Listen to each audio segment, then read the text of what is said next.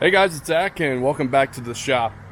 Today we're actually going to continue our upgrades to the suspension system on the RV.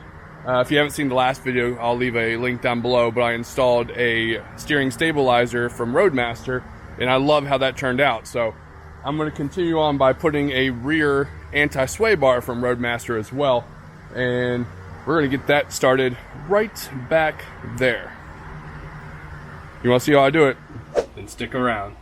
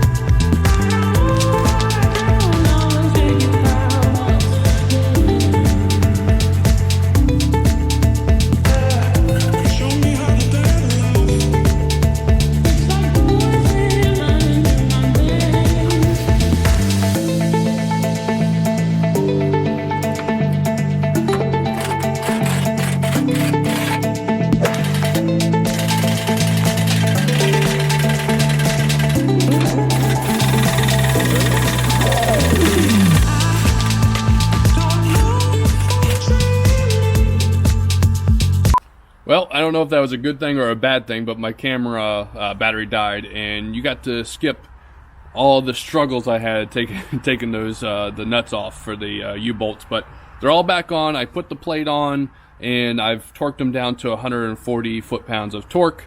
I don't know if that's the exact specification, but based on the little bit of research I did, it seems like that's about right. If you happen to know, go ahead and leave a comment down below, and I'll make sure I pin it up so people can know. But the next part of this is to actually kind of mock up the actual sway bar, or the anti-sway bar, and start putting in some of the bolts to kind of loosely put it in place. So let's go ahead and get started on that.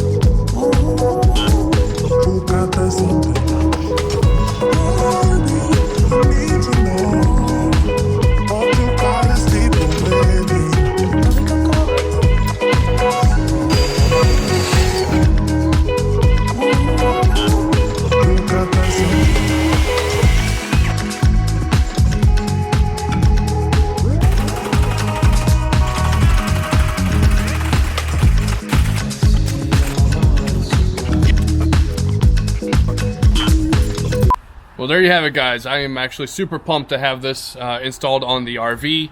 We're going away in a couple weeks in a longer trip, so I'm really going to be able to put this to the test. So if you're interested in a follow-up video on how well it does in this upcoming trip, let me know. I will leave a comment down below and I can do a follow-up. As far as my first impressions, this thing is super beefy. You actually can see the difference between the stock one and this guy. One of the hardest parts, of course, is drilling the holes. They do recommend making those holes directly above. Mine's slightly leaning towards the back, and the reason for that is there's a ground wire in the back that's actually taking up a little bit of room, so I just kind of moved it just slightly to the back, and I think that will be fine. You'll also notice that I've lowered the lowering jacks in the rear before I actually installed that bracket. That's very important because if you install it while it's extended, it's going to cause it to lean forward too far and you won't get the full effect of the anti-sway bar. But all in all, I'm super pumped again to check this out. Thanks for Roadmaster for helping me out and picking out the right stuff, and I hope you guys enjoyed it. So thanks for watching, and I will see you next time.